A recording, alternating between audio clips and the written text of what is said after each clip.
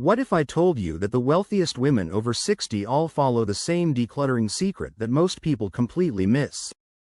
While everyone else is holding onto things that drain their energy, these high-value women are strategically removing 5 specific items from their lives that instantly elevate their lifestyle. By the end of this video, you'll know exactly what they're tossing and why it's transforming their golden years.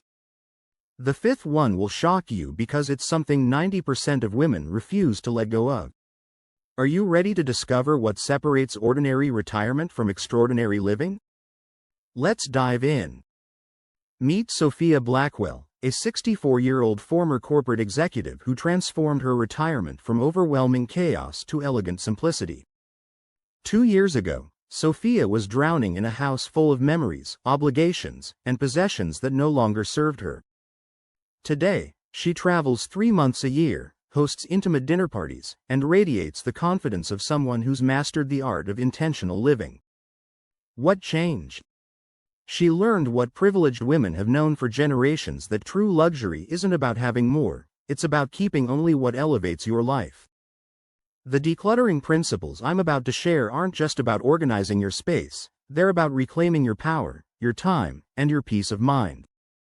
These 5 categories represent the invisible chains that keep most women from stepping into their most vibrant chapter.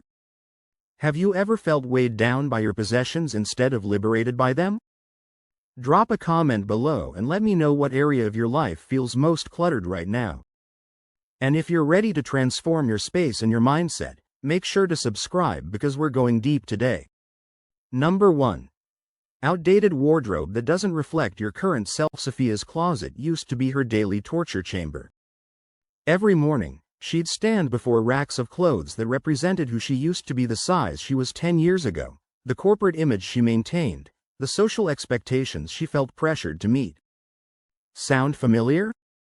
High-value women understand that your wardrobe is your first impression on the world and, more importantly, on yourself.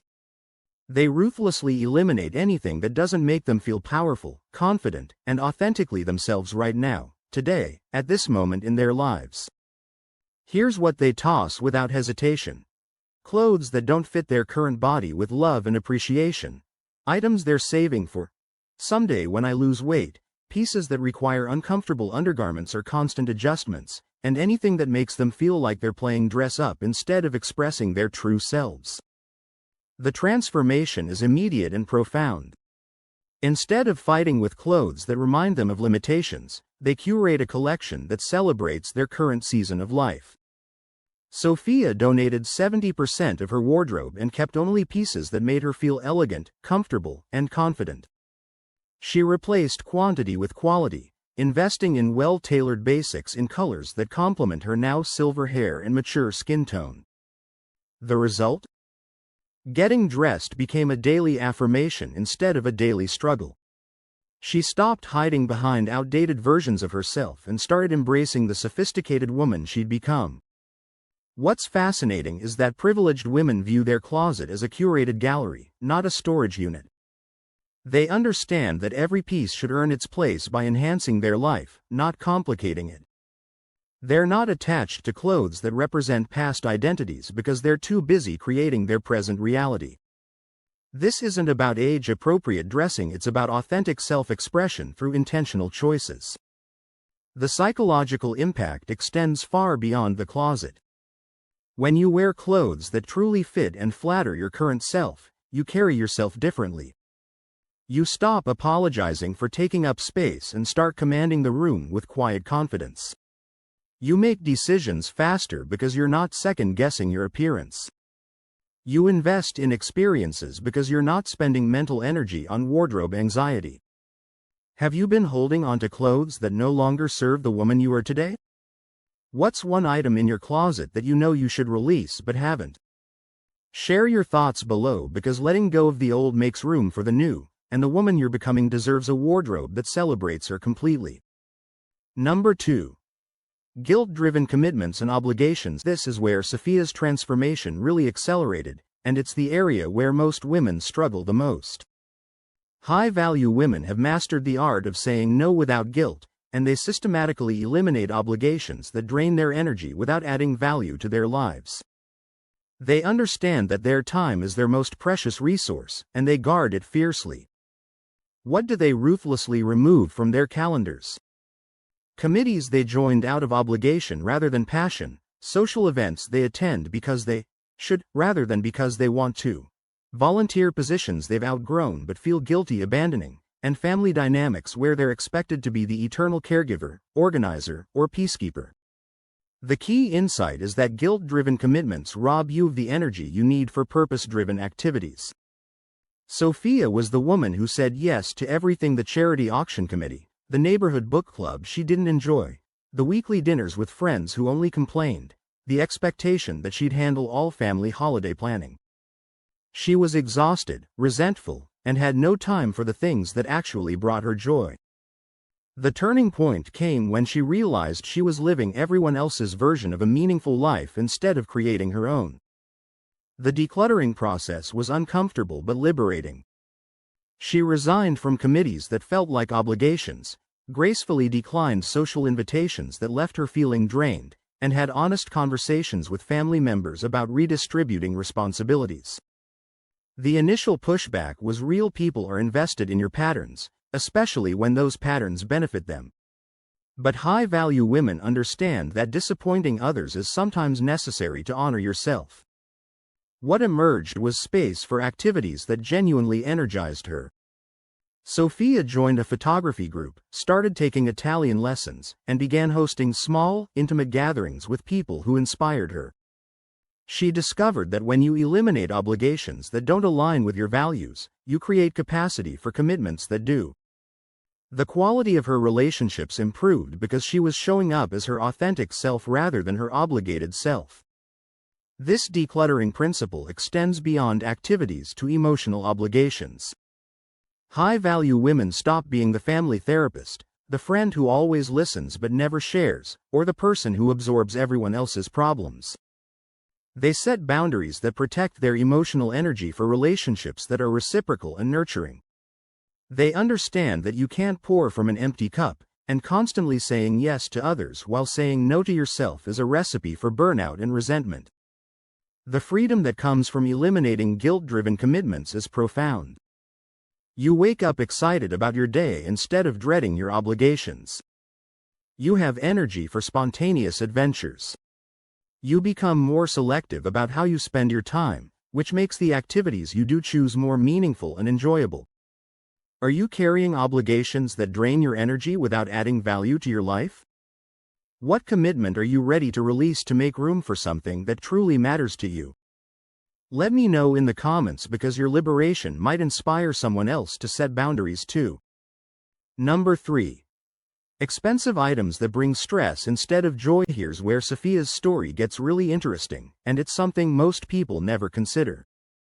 High-value women regularly evaluate their possessions not just by their monetary value, but by their emotional cost.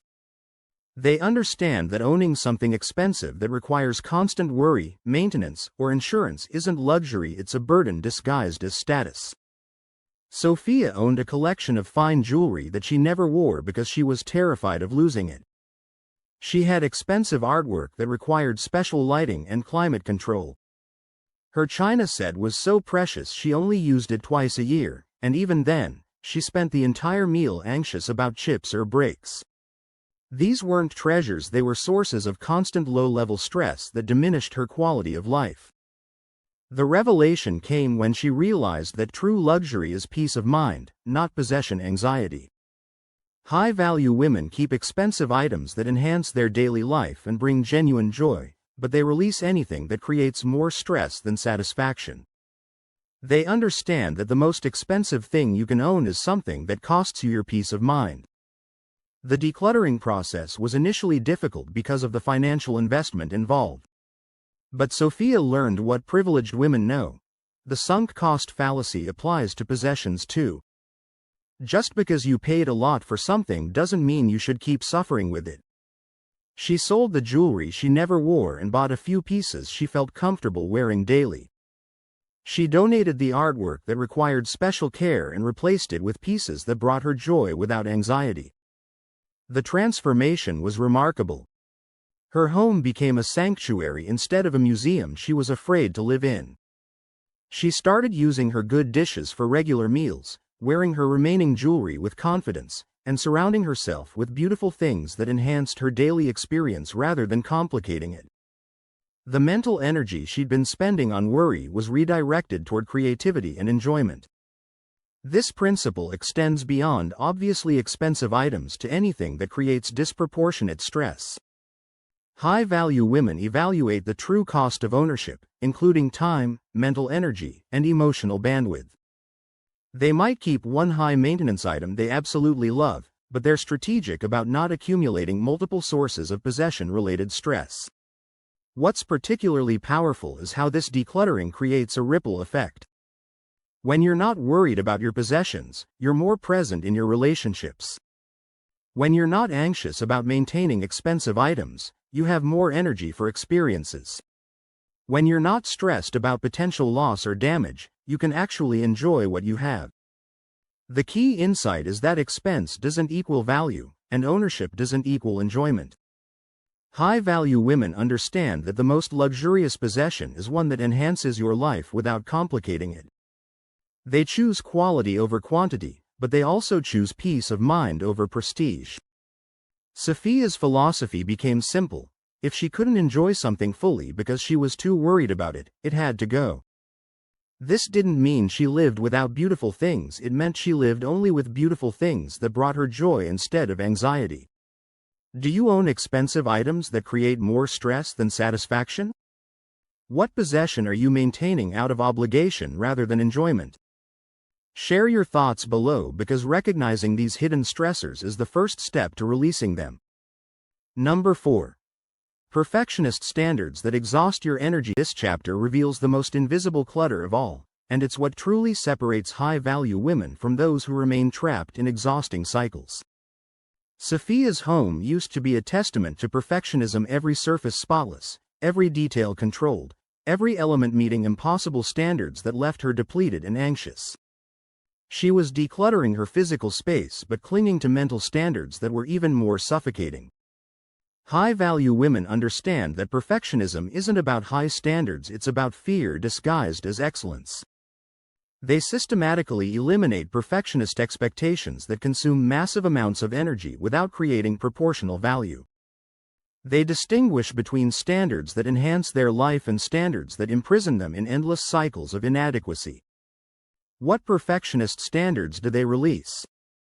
The expectation that their home must always be guest-ready, that every meal must be Instagram-worthy, that their appearance must be flawless at all times, that their social interactions must be perfectly orchestrated, and that their personal projects must meet impossible standards of completion. They realize that perfectionism is the enemy of progress and the thief of joy. Sophia's transformation in this area was profound. She stopped deep cleaning her house before the cleaning service arrived. She started serving simple, delicious meals instead of elaborate productions that left her too exhausted to enjoy the company. She embraced her natural silver hair instead of maintaining a coloring schedule that felt like a part-time job. She began sharing her writing and photography even when they weren't perfect, discovering that authentic expression was more compelling than polished perfection. The energy shift was immediate and dramatic. Mental bandwidth that had been consumed by perfectionist standards was suddenly available for creativity, spontaneity, and genuine connection. Sophia found herself laughing more, relaxing more, and ironically, enjoying her home and activities more because she wasn't constantly critiquing and controlling every detail. This decluttering principle extends to self-criticism and internal dialogue. High-value women stop maintaining perfectionist standards for their own thoughts, emotions, and responses. They allow themselves to have bad days, imperfect reactions, and human moments without launching into self-improvement projects. They understand that self-acceptance is more powerful than self-optimization. The social impact was equally transformative. When Sophia stopped trying to be perfect, she became more relatable and authentic. Her friendships deepened because people could actually connect with her real self rather than her carefully curated image. Her conversations became more genuine because she wasn't constantly monitoring her performance. What's particularly liberating is how this decluttering creates permission for others to be imperfect too. When you stop holding yourself to impossible standards, you naturally stop imposing those standards on others. Your relationships become more accepting, your home becomes more comfortable, and your entire life becomes more livable. The key insight is that perfectionism is often disguised procrastination. High-value women understand that done is better than perfect, and that the energy spent on perfectionist standards could be redirected toward actually living and enjoying life. They choose progress over perfection, authenticity over image, and presence over performance. Sophia's new philosophy became about intentional imperfection, choosing where to invest her energy based on what truly matters rather than what looks impressive. She maintained high standards in areas that were genuinely important to her while releasing perfectionist expectations in areas that were simply draining her vitality. The freedom that comes from releasing perfectionist standards is profound. You stop living for an imaginary audience and start living for your actual life. You become more creative because you're not paralyzed by the fear of imperfection. You enjoy your achievements because you're not immediately focusing on what could be better. What perfectionist standards are exhausting your energy without adding real value to your life? Where are you spending mental bandwidth on impossible expectations? Share your thoughts below, because recognizing these invisible energy drains is the first step to reclaiming your vitality. Number 5. Toxic relationships that drain your spirit. This final category is often the most challenging but also the most transformative. Sophia's most courageous decluttering decision involved the relationships that were systematically undermining her happiness and growth. High-value women understand that toxic relationships are the most insidious form of clutter because they contaminate every other area of your life, and they have the wisdom and strength to address them directly. What relationships do they courageously release or restructure? Friendships built on competition rather than celebration, family dynamics that cast them in limiting roles they've outgrown, romantic relationships that diminish rather than enhance their sense of self, and social connections that consistently leave them feeling depleted, criticized, or small. They understand that not all relationships are meant to last forever, and that preserving toxic connections out of loyalty or guilt is a form of self-betrayal. Sophia's most difficult relationship was with her sister, who had spent decades undermining her confidence with subtle criticisms disguised as concern. Every conversation left Sophia feeling inadequate and defensive. She'd accepted this dynamic as normal family interaction, but her newfound clarity revealed it as emotional toxicity that was poisoning her sense of self-worth. The relationship with her longtime friend, who only called to complain and never asked about Sophia's life, was another energy drain she'd normalized. The decluttering process required unprecedented courage and clarity. Sophia had honest conversations with some people about changing dynamics, set firm boundaries with others, and completely released relationships that couldn't be transformed. She stopped being available for emotional dumping sessions, refused to participate in gossip or negativity, and withdrew from social situations that consistently left her feeling worse about herself. The pushback was intense because toxic people are invested in maintaining dynamics that benefit them. But high-value women understand that protecting your energy and peace of mind sometimes requires disappointing people who have become accustomed to your availability for their dysfunction. They choose their own emotional well-being over other people's comfort with toxic patterns. What emerged was space for relationships that actually nourished her soul. Sophia cultivated friendships with people who celebrated her successes, supported her growth, and brought out her best qualities. She deepened connections with family members who valued her for who she was rather than who they needed her to be. She discovered that when you stop accepting toxic relationships, you create capacity for transformative ones. The ripple effect extended far beyond the relationships themselves. When Sophia stopped absorbing other people's negativity, her own energy and optimism flourished. When she stopped defending herself against constant criticism, her confidence grew. When she stopped managing other people's emotions, she had bandwidth for her own growth and happiness. This decluttering principle also applies to internal relationship patterns. High-value women stop tolerating their own toxic self-talk, negative thought patterns, and self-sabotaging behaviors. They treat themselves with the same respect they demand from others, creating internal relationships that support rather than undermine their success and happiness. The transformation in this area requires ongoing maintenance because toxic people often attempt to re-enter your life, especially during vulnerable moments. High-value women develop strong boundaries and clear standards for how they allow themselves to be treated. They understand that saying no to toxic relationships is saying yes to their own well-being and growth. What's particularly powerful is how this decluttering elevates all your remaining relationships. When you're not drained by toxic dynamics, you have more energy and presence to offer the people who truly matter. When you're not constantly defending yourself, you can be more open and authentic. When you're not managing other people's dysfunction, you can focus on creating positive experiences. Sophia's philosophy became simple: life is too short to spend it with people who diminish your light. She chose to surround herself with relationships that enhanced her growth, celebrated her successes, and supported her authentic self. The loneliness she feared from releasing toxic relationships was replaced by the deep satisfaction of genuine connections. Are there relationships in your life that consistently drain your energy and undermine your happiness? What toxic dynamic are you ready to address or release? Share your thoughts below because your courage to prioritize healthy relationships might inspire someone else to do the same. 2 years later, Sophia's life is unrecognizable. She wakes up energized instead of overwhelmed, makes decisions quickly because she's not second-guessing herself, and radiates the quiet confidence of someone who's learned to honor her own needs. Her home is a sanctuary filled only with things that bring her joy. Her calendar reflects her values rather than her obligations. Her relationships nourish rather than drain her. The most remarkable change isn't what she gained, it's what she lost. The constant anxiety about her appearance, the guilt about disappointing others, the stress of maintaining possessions she didn't enjoy, the exhaustion from perfectionist standards, and the heaviness of toxic relationships. By removing what diminished her, she revealed what was always there: a vibrant, confident woman ready to embrace her most authentic life.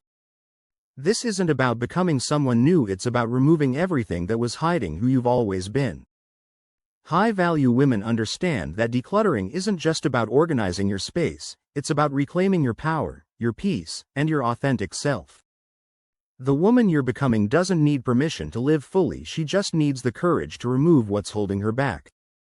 If you're ready to declutter like a high-value woman and step into your most authentic life, hit that like button and share this video with someone who needs to hear this message.